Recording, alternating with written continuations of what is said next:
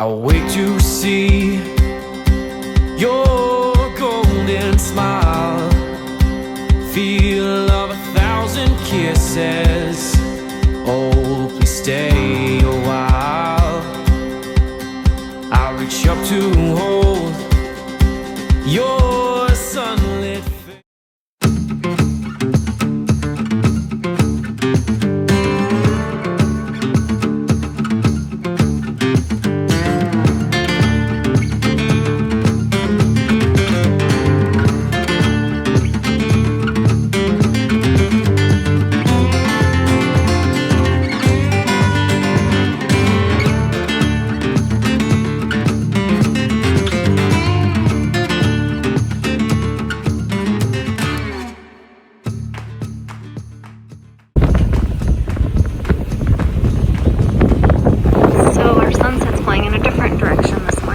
We decided after everything going on yesterday with the engine that we were not going to be able to go to Puerto Rico, so we decided to try Turks and Caicos, and then the winds weren't cooperating for that, so we are now headed to the Bahamas. Waves are all coming towards us, which is not helping. It's slowing us down, but at this point there's nowhere else other direction we can go, so we're just going to push forward and get some breakfast and just try and figure out this whole engine thing and to enjoy the day. Hello. So I wanted to talk a little bit about what happened yesterday because I didn't get to film any of it. I just woke up from a nap. It's about 11:15, maybe Monday. I'm not even sure. Like the 5th or the 6th of December. I didn't sleep a wink last night, so I needed to take a nap today. All the noise in the background is the generator. We're trying to charge all our phones and iPads and everything that has Navionics in it, just in case the generator goes out or whatever. We can, like if the power goes out and we don't have onboard GPS and stuff, we can use our phones or the iPad. So right behind those towels there's the head, and I was in there taking a shower, and when I got done I came out and started getting dressed and brushed my teeth, and then this little window here is always open because it's so bloody hot in this cabin. I keep that window open all the time, and then there's another little window up over that purple bag, but that one doesn't stay open all the time. It depends what we're doing as far as the movement of the boat, because I don't want water splashing in here. But I'm standing right where the towels are, starting to get dressed, and I hear a bunch of commotion, and I look up and out of that window, and there's just black smoke, like black and brown smoke, and I hear one of them yelling, turn off the motor, turn off the engine, or something like that. I'm not sure what they called it, but turn it off, and there was some problems like turning it off. It wouldn't just turn off for whatever reason. So then I just, whatever I could find in this mess of a bed, I just grabbed it and put it on, and our captain banged on the door and needed to get access into that panel right there, because the engine is behind that wall right there, directly below the window panel. I should add that I am sitting aft, so that's the back side of the boat right there, and that was forward. So he needed to come in here to access that panel because there were flames in there. So I just grabbed whatever I could and ran out into the salon, and he grabbed that panel, and I'm not sure which direction, but somehow they were spraying the fire extinguisher stuff. There was smoke everywhere. It was coming in through that window, it was coming in through the door, it was coming out of that panel.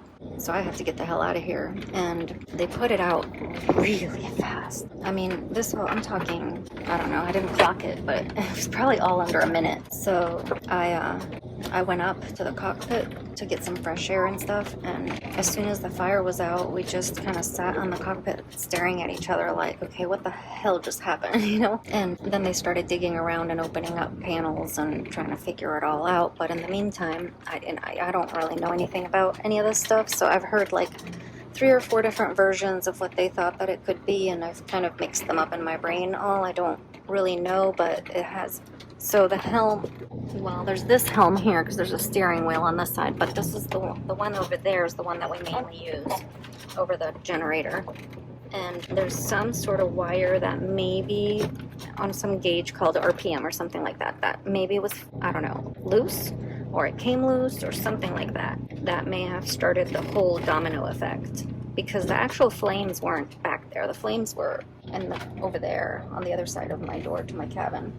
So somehow it went from the helm back there to the front over there, and that's where the starter is. I don't know if it's called starter switch or starter something, and that's where I guess the spark happened or whatever that started the flames. And I may be completely wrong with all of this, because again, I'm just telling you bits and pieces of what I heard in conversations in the last 24 hours. So we don't have an engine. We haven't had an engine since yesterday, and we rerouted completely. We are no longer going to Puerto Rico. We are going, as of right now, we're going to the Bahamas, to Nassau, because the winds just haven't been helping us out at all. We have to go to where the wind is letting us go, so there's not much choice with it. As a matter of fact, the loop that we did, you know, it would be just as easy to, I guess I could point the phone to my face instead of the wood. We could have just as easily gone down the coast, you know, Charleston, down to Miami, and then cut across Bahamas or whatever down to Puerto Rico. It would have been really slow. So instead, what we did is, out of Charleston, we went straight east, straight shot east. And we were going to go as far as we could. We were even going to pass Puerto Rico and then start heading south, because the winds were coming this way at that point. So it was all planned out perfectly, even though when you look at it on the map, you're like, why the hell are we going this huge circle out into the middle of the ocean, 500 miles offshore, to go south? But it really does make sense. They talked to a couple of people that know a lot about engines to try to troubleshoot and what could it be and what could they do, and to try and jumpstart the boat, to jumpstart the engine. And the four of us talked, and we came to the consensus that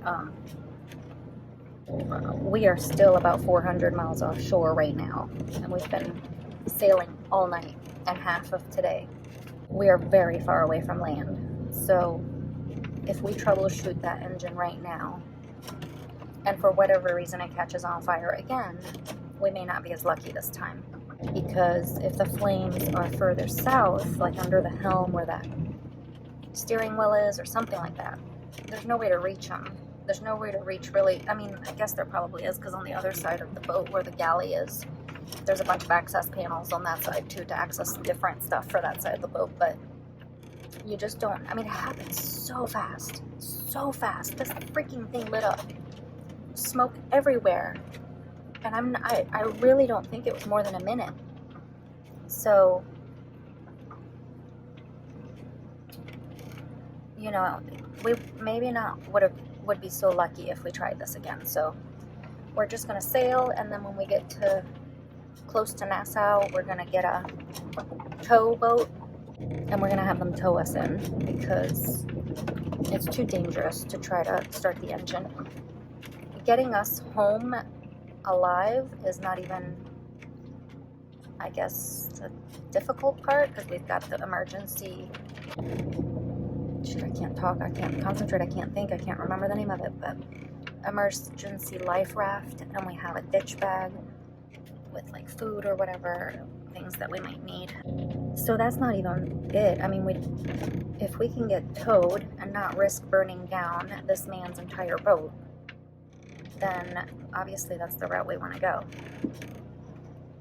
It's stupid to take chances while we're on the water. Once it gets to shore and there's professional engine people, whatever their title is, engine engineers, that sounds good, they can figure it out.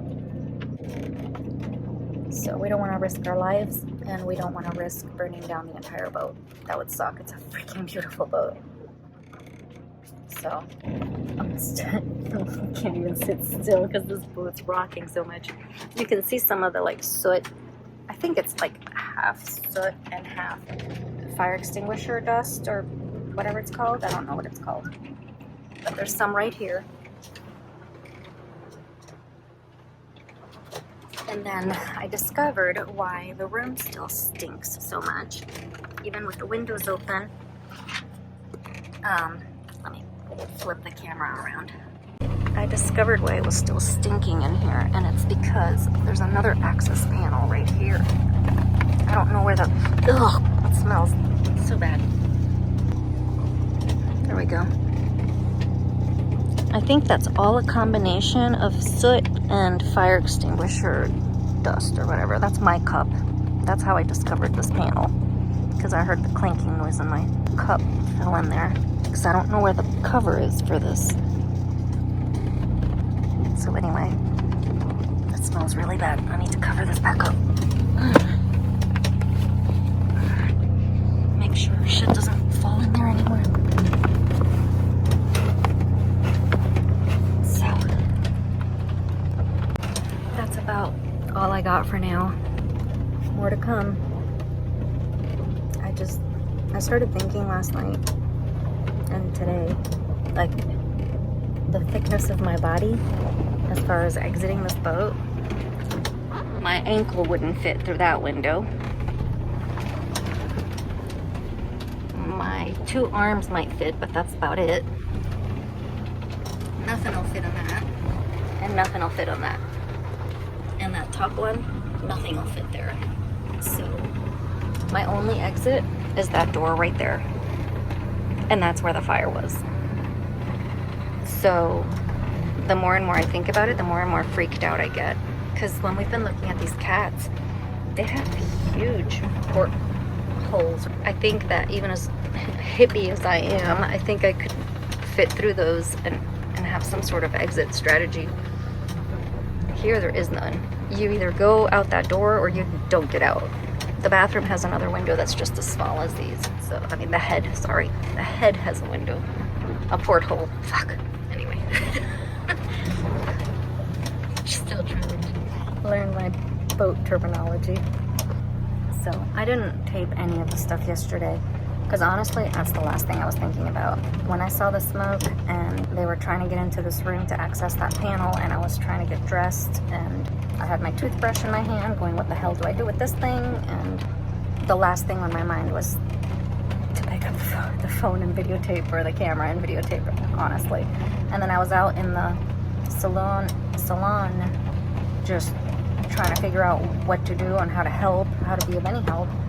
And then I went up to the cockpit and my phone stayed on the rim the whole time. So I didn't get to record any of it, but all right. That's my story and I'm sticking to it. I wanted excitement in my life. I'm getting it. The guys did an awesome job. All right, so that's it. Made it another day. Day 6. Headed to Nassau.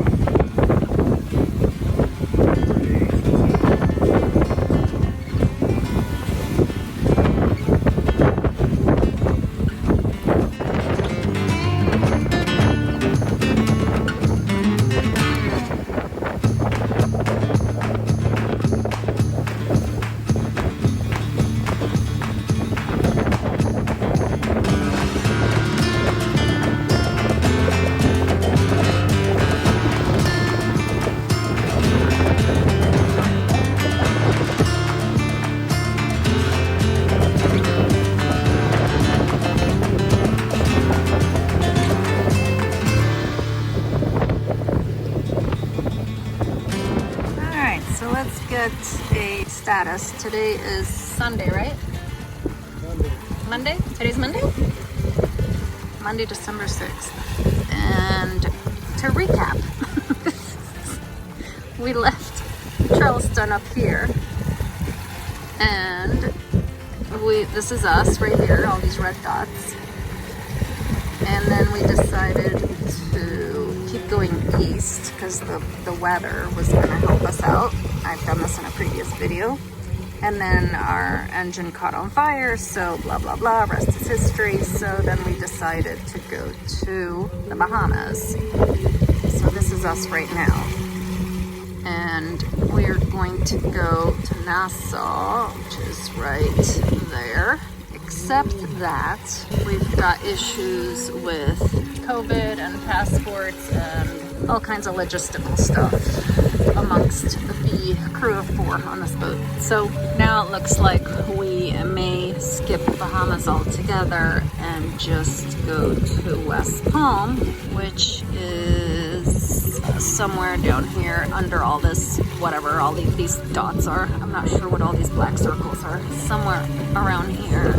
So that would mean, well, we could do a straight shot if we did that. But I think the owner of the boat wants us to go to Nassau first, which is down here. Man, we need to skip that. We need to just go straight. There's too much going on with this map. There's too many circles and stuff. There's us with the little white squiggly line that looks like we're drunken sailors. Anyway, so that's kind of where we're at. We're trying to figure out which way we're gonna go. But in the meantime, we have a beautiful moon to look at. So that's where we're at right now.